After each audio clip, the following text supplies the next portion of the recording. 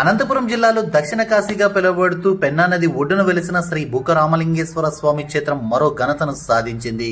ఈ ఆలయ గోపురాన్ని ఆంధ్రప్రదేశ్ ప్రభుత్వం 10వ తరగతి పాఠ్యపుస్తకాలపై ముద్రించింది. 10వ తరగతి చరిత్రలోని భారతదేశం మరియు సమకాలీన ప్రపంచం 1 పాఠ్య పుస్తకంపై ఆంధ్రప్రదేశ్ రాష్ట్ర ప్రభుత్వం ఆలయ గోపురాన్ని ముద్రించి మరో ఘనత సాధించినట్లు తెలుస్తోంది.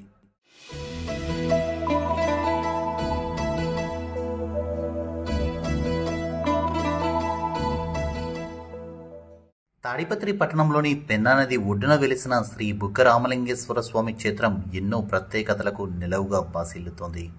కాశీలో విశ్వనాథ ఆలయానికి గంగానది ఉత్తర వాహినిగా ఉన్నట్లే శ్రీ బుగ్గ రామలింగేశ్వర స్వామి ఆలయానికి పెన్నా నది ఉత్తర వాహినిగా ఉండడం గమనార్హంగా చెప్పవచ్చు.